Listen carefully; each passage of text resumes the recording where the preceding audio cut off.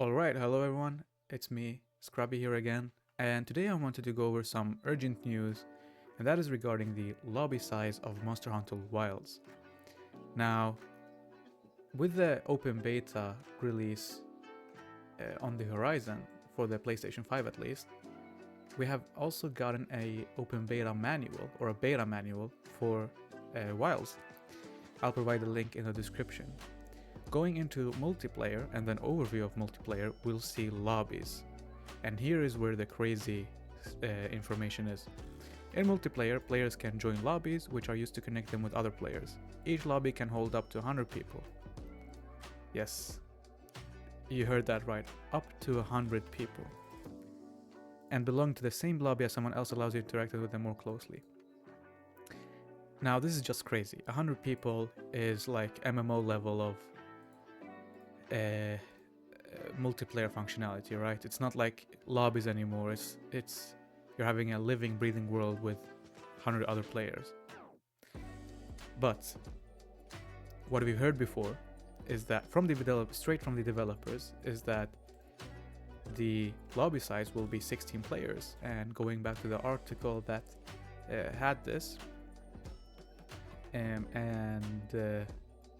translating it to English from, I think it was Italian. So yeah, translating that into English and going down to this question. This may be a bit of a silly question, but now that the world and cities have changed so much, what will happen to those beautiful moments of relaxation that were spent with the friends in the main cities? Have they been maintained anyway? And so, according to them, in Monster Hunter Wilds, right, according to the article quoting the developers, in Monster Hunter Wilds, it is possible to connect to a lobby of 16 players online, and all those players will appear simultaneously in Basecamp, even if that Basecamp is directly integrated into that open world. So, why do we have conflicting information? Now, I'm gonna be honest and, just say it straight off the bat. I think this is a typo. I think this was like a placeholder, and they forgot to change this, because you gotta understand, this is straight from the source, right? If these guys answered, if this article is true to the words of the developers, then this came straight out of the developers, right? You can always have translation error, understanding errors. They might have been paraphrasing. They might have even inserted the information themselves in here, right? They might have not said 16 players specifically. But going from this as a true statement from the developers, then we have information directly from the source, right? The developers themselves. These beta manuals, they go through like different layers of management, and I don't think they're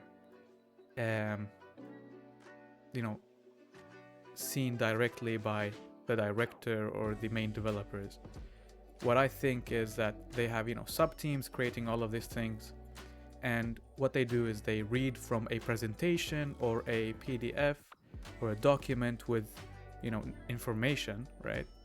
And then what they do is these teams that create these manuals, or let's say the information on the website, copy the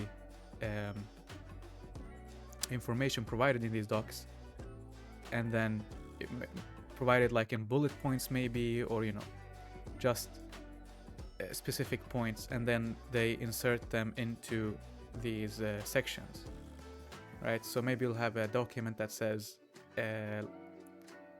lobbies 100 players, right? Multiplayer can join through two possible ways: recommended lobby search, and then that team or the person will go through and create these guides, right, from these bullet points. And I think they don't really develop the game themselves. They just take care of the things around the game, which is the manual type of things. But in the off chance that this is actually true, that each lobby can hold up to 100 players, how would that work, right? And let's just go over maybe in theory, how this would go, uh, and how it would this be possible even. So we know in World we have 16-player lobbies, and then that's it. You're pretty much instance, right? So there's no complications there. You're in a lobby, and then you can join another friend's lobby if that's not full, or just create your own. But here we're talking 100 players, and so I think we should go and we should have this statement as the base for our speculation. And so the developers said 16 players, right? And what I think will happen is that these 100 people will be segmented into 16-player instances. And what that achieves is that this allows a lobby to be, let's say you'd have 100 people, but you'd only be able to see 16 players at a time. And so, that creates a couple of complications, like, okay, but if your friend joins, how will you be able to see them? If you see 16 players at a time, what happens if there are 32 players in the same area, for example? Like, will you not be able to see the other 16 players running around? Or, what if all the players are in Windward Plains, right? What happens in that case? And I think that's where, the 16-player part comes in. Maybe in a lobby, you'll be able to join up to 100 people from the quest board, right? But you can only see 16 players at a time. So the rest, you can only join from the quest board, for example. That could be one thing they can do, right? You might be out in the open world and doing your thing, and then, randomly another person shows up and he can join your quest out of these 100 people. But then maybe they'd create so once you have 4 people in your party, right? Like, let's say I start a quest manually, not through the quest board, seamlessly. Like, I just go out and I see Dashiguma and I start hunting him.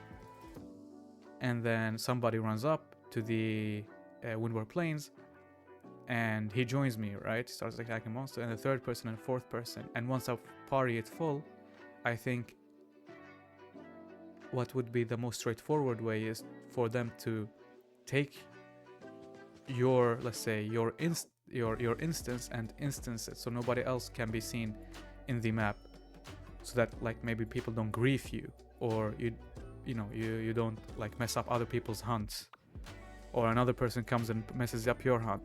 It removes a little bit of that, let's say, immersiveness, because it would be cool if you and your party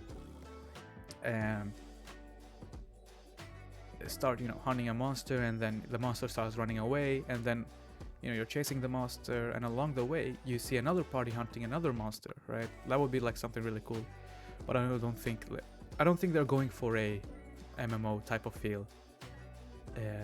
And also, if you just think of it technically, the PlayStation can't handle 100 people at the same time, right? With the fidelity that Wilds has, it can't handle 100 players at the same time. The PlayStation is still a couple of years old now, so I don't think it's possible.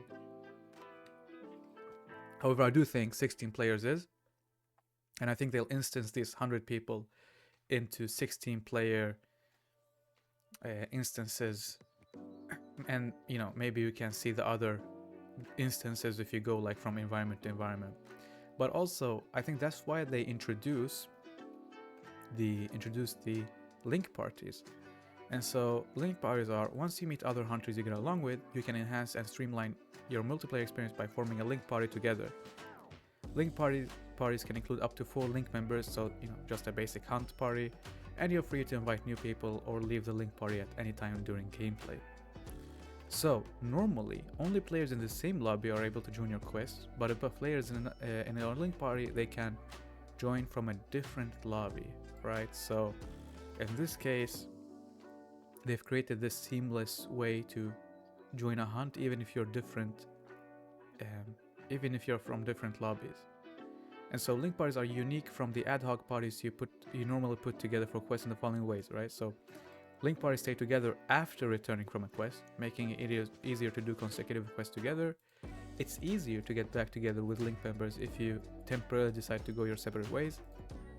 If a member starts a quest, other members will automatically be notified and given a chance to join. You have access to a dedicated members-only link party voice chat, and then you have something called environment link, which I'll be covering as well.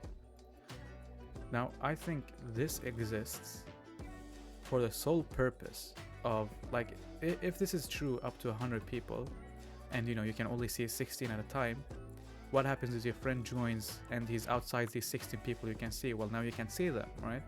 And I think that's why you have these link parties, so that even if they're outside your 16 members that you can see up at a time, what they will do is phase out one of those 16 and phase in your friend instead. And in this way you circumvent this jankiness that can come out of the 16 player or the 100 people 16 player instances. Now this is all assuming a lot of things, right? We're assuming that the 100 people is true, not a typo. We're assuming that they get instanced into 16 people, and stuff like that. And so, what is environment link? Scrolling down a bit further, we can see that environment link is a special feature of link parties that allows you to invite other link members into your environment so you can explore together in multiplayer. Access the start menu with whatever for your system, and then you can start the environment link. So what this sounds like is that in the case that, let's say, you're playing in a 100 people lobby, and you start running out. Let's just take Windward Plains as an example. You're in the base hub, there are 100 people, you can only see 16, and then let's assume every one of these 16 players are inside the base camp for the Windward Plains, and you say, I'll decide to go out now, and then you go out exploring Windward Plains.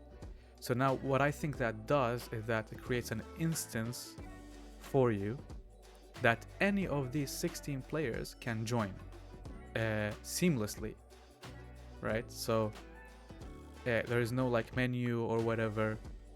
It's just you start running out into the open wilds, and then that creates a instance server for in the background that other players can join seamlessly. They throw them out by running out in the field as well, and so they seamlessly join your instance, right?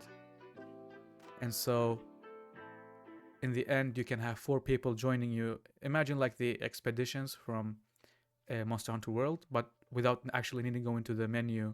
Sorry, not the expedition, the guiding lands. Without needing to go into a menu and then join guiding lands and whatever. You can just imagine just going out from the base and you join a person seamlessly. But here's the thing, you might not want that, right? You might want to have your friends join you instead.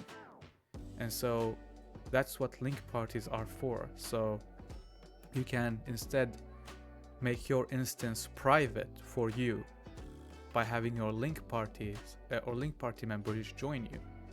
This way, I think what will happen is that the servers will create a private instance that only you and your link party members can join. Nobody else from the 100 players lobby can join you. And so I think that's why they created these link parties and environment links.